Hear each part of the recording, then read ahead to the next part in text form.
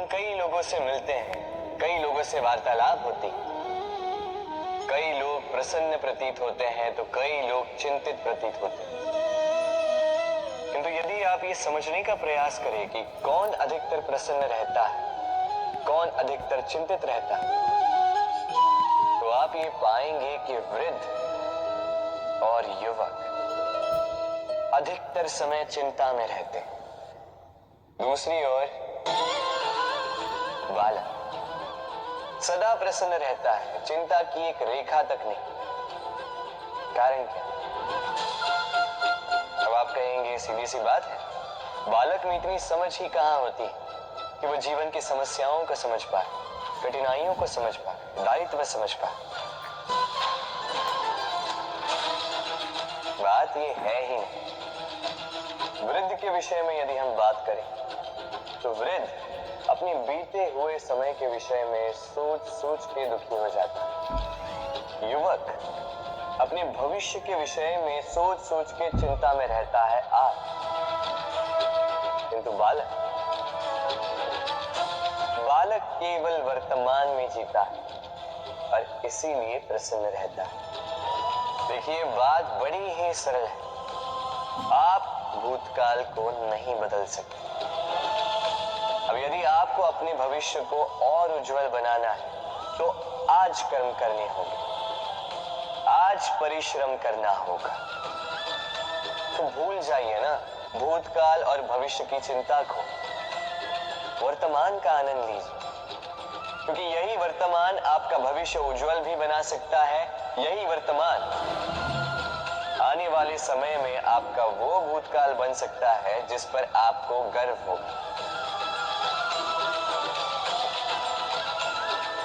राधे राधे। मेरे दाऊ मुझसे कई बार कहते हैं, कान्हा तुम तो स्वयं नारायण हो, चुटकी बजाते ही यूं ही सब कुछ ठीक क्यों नहीं कर देते?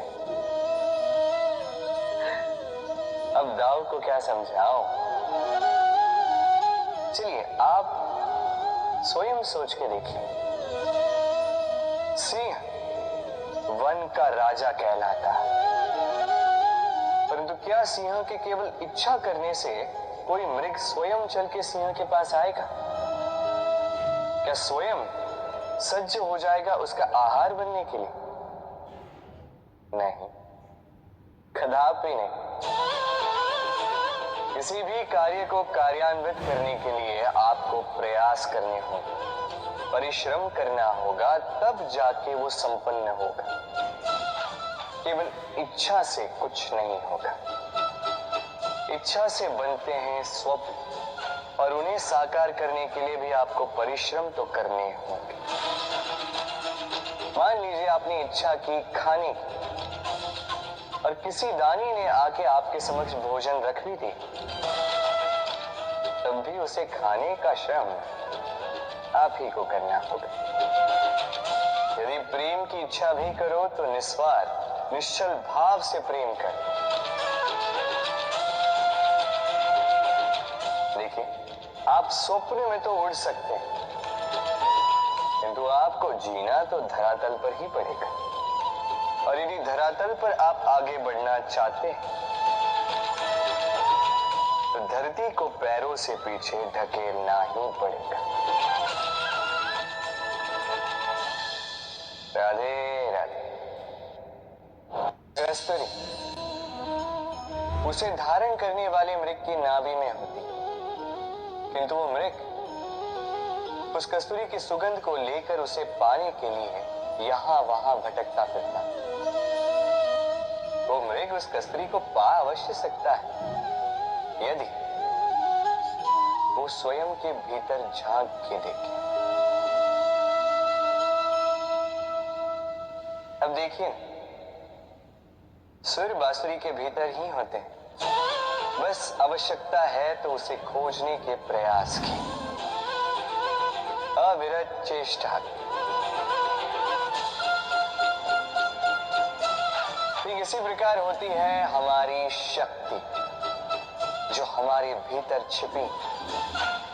सोचिए, जब परमात्मा स्वयं हमारे भीतर है तो हम उन्हें बाहर क्यों ढूंढें?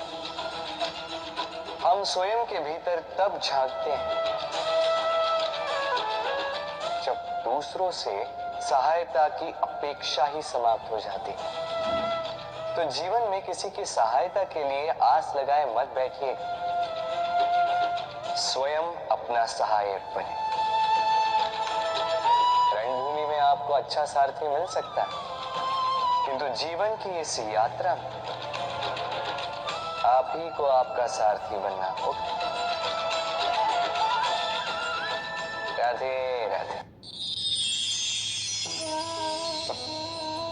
राधा के साथ जब मैंने पुष्पों की होली खेली थी तो आनंद कुछ और ही था। पुष्प यानी फूल, उन पर बरसाए जाते हैं जो विजयी होकर लौटते हैं, जिनके कदम शुभ होते हैं, जो पावन होते हैं। अब जो प्रेमी अपनी प्रेमी का हृदय जीत ले,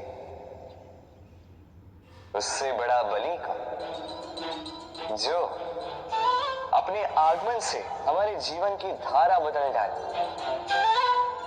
उससे अधिक शुभ को जो आकर हमारी मन की पीड़ाओं को निकाल कर उसमें प्रेम के रंग भर दे, तो उससे अधिक पावन को तो हर वो व्यक्ति जो आपके लिए प्रिय है, जिनसे आप प्रेम करते हैं, तो चाहे वो आपकी माँ, बाबा, मित्र, भाई बहन, गुरु, उन पर पुष्प वर्षा ना केवल आपको हर्षाए बल्कि उनके मन को भी उल्लासित कर दे। क्योंकि रंग के साथ जब सुगंध मिल जाए तो आनंद 2 गुना नहीं 100 गुना हो जाता है। राधे राधे। इस फल को देख रहे हैं आप? सब जानते हैं कि इस फल से निकला बीज एक नए वृक्ष को जन्म देगा। जो नया वृक्ष इसी प्रकार के फलों को जन्म देगा। परंतु क्या कभी आपने ये सोचा, फल और बीज का संबंध इतना गहरा है, किंतु वृक्ष की जड़ों और वृक्ष की शाखाओं में इतनी दूरी क्यों है? क्योंकि दूरी आवश्यक है। यदि आप किसी को अपने साथ सदा सदा के लिए रखना चाहते हैं तो उनसे दूरी समय समय पर आवश्यक है, क्योंकि ये दूरी ही है जिसके कारण आपको आपके साथी के महत्व के विषय में ज्ञात होता है। ये दूरी ही है जिससे आपको और प्रेरणा मिलती है कि उनसे फिर से मिलें। इसलिए स्मरण रखिए, दूरियां कदापि बुरी नहीं होती। फल से बीज की ये दूरी ही नए फलों के निर्माण का कारण बनती है। प्रेम की असली परख होती है इन दूरियों से। तो दूरियों से भी प्रेम करें और प्रेम से कहें राधे।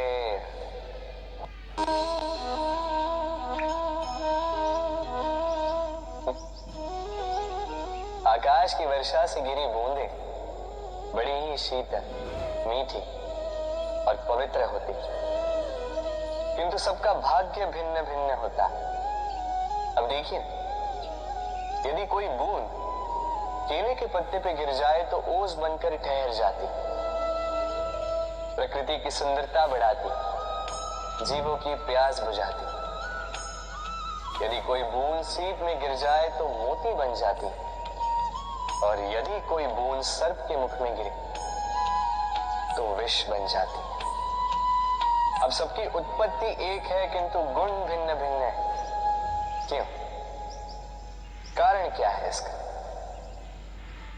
कारण है संगति। संगति का प्रभाव बड़ा ही भीषण होता है। चाहे तो आपको आकाश में बिठा दे, चाहे तो आपको पाताल में धंसा दे। अब वर्षा की बूंदें तो ये चयन नहीं कर पाती कि इनकी संगति क्या होगी, उनका भाग्य क्या होगा। किंतु हम तो मनुष्य, हम तो अपनी संगति चुन सकते हैं। तो सोच विचार करके संगति चुनिए। ये चयन आपका होगा और इसका परिणाम भी आप ही को भुगतना होगा। राधे राधे। सर, ये शब्द सुनते ही मन में एक आकार प्रकट हो जाता, एक विष से भरे फुंकारते हुए भयानक से जीव का। यदि ये सर्प किसी के घर पे मिल जाए तो कोलाहल मच जाता, लोग सुरक्षा का प्रबंध करते हैं, भीड़ इकट्ठा हो जाती है उस सर्प के प्राण लेने के लिए। किंतु यदि वही सर्प किसी मंदिर में पाया जाए तो क्या होता? लोग उस सर्प के समक्ष अपना शीश झुकाते हैं, प्रार्थना करते हैं, हाथ जोड़ते हैं, दूध पिलाते हैं, स्वयं शिव जी का आशीर्वाद मानते हैं। अब इस विषय में आपके क्या विचार हैं? सोचिए, मनुष्य भी वही था, सर्प भी वही था, फिर परिस्थितियों में इतना अंतर क्यों? कहीं कोई सर्प के प्राण ले रहा है तो कहीं उसी सर्प की पूजा कर रहा है। अंतर का कारण है संगति और स्थान। जब वो सर्प शिव जी की संगति में था, मंदिर के पवित्र वातावरण में था, तब वो हमारे लिए देवतुल्य हो गया, अन्यथा तो वो हमारे लिए शत्रु ही था, है ना? तो अपने जीवन में संगति और स्थान का चयन सोच समझ कर कीजिए, क्योंकि ये संसार आपके व्यक्तित्व का ज्ञान आपके संगति से ही करता है। और हाँ, यहाँ बात धनी या निर्धन की नहीं है, यहाँ बात है संस्कारी और सदाचारी के साथ। सदाचारी का साथ सदैव सम्मान का कारण बनता है। राधे राधे। संसार में ज्ञानी कौन है? वो जो वेदों का अर्थ समझता है, या वो जिसने जन्म और मृत्यु का रहस्य ज्ञात कर लिया, या वो जो 64 कलाओं में निपुण हो? नहीं, संसार में ज्ञानी वो जो केवल एक अंतर समझता है, अंतर मान लेने का और ठान लेने का। शब्द बड़े ही सरल हैं, किंतु यदि ध्यान से सोचोगे तो इसका अर्थ बड़ा ही महत्वपूर्ण है। आइए समझाता। यदि मान लो तो हार, किंतु यदि ठान लो तो जीत। यदि मान लो तो कोई अपना है, किंतु यदि ठान लो तो वो शत्रु। मान लो तो भगवान है, यदि ठान लो तो वो केवल एक पत्थर। बस इस अंतर को समझ लीजिए, संसार की हर वस्तु आपके समक्ष होगी। राधे राधे। दृष्टि प्रकृति द्वारा दी गई मनुष्य को सबसे बड़ी भेंट। वो दृष्टि जिसके कारण मनुष्य इस संसार को देख पाता है, अपने मार्ग को देख पाता है। किंतु संसार में दृष्टि पाकर भी सभी महान नहीं बन जाते, प्रसन्न नहीं हो पाते। प्रसन्न केवल वो होते हैं जिनका दृष्टिकोण शुभ होता है। अब जो गुलाब में कांटे ढूंढते हैं, वो अवश्य ही अपने हाथों को उन कांटों से घायल कर जाते हैं, क्योंकि उनकी दृष्टि केवल कांटों तक ही सीमित रहती है। किंतु सुगंधी बनाने वाले पंखुड़ियों को तो ढूंढ ही लेते। क्यों? अब देखिए, जो अंधकार में प्रकाश पाना चाहते हैं, उन्हें दीपक भी सूर्य की भांति लगे। किंतु जो कमियां निकालना चाहते हैं, उन्हें दीपक के तल में भी अंधकार छिपा मिले। जो प्रेम पाना चाहते हैं वो परायों में भी स्नेह ढूंढ ही लेंगे, अन्यथा किसी को पाकर भी उनसे अनजान रहने वालों की कमी नहीं। दृष्टि हमें दिखाती है, किंतु दृष्टिकोण हमें वो दिखाता है जो हम देखना चाहते हैं। जो आपकी सोच होगी वही सच बनकर आपके समक्ष आएगा। इसलिए आपके विचार शुभ रखिए और प्रेम से कहिए, राधे राधे। मेरे सामने है गैया का दिया गया दूध जो 2 दिन तक टिकता है। यदि इस दूध को गर्म करके जमाया जाए तो बनता है दही जो 3-4 दिन तक टिकता है। यदि इस दही को मथोगे तो बनता है माखन जो सप्ताह तक चलता है। और यदि इस माखन को ताप दिया जाए तो बनता है घी जो वर्षों तक खराब नहीं होता। अर्थ समझे? ताप और मंथन। जितना परीक्षाओं की कसौटी पर खरे उतरोगे, जितना कठिनाइयों का ताप सहोगे, जितना मंथन की चुनौतियां सहोगे, उतना ही यश, बल और सामर्थ्य बढ़ेगा। तो कर्म कर, कठिनाइयों का सामना कर और मंथन से मन को शुद्ध रखो।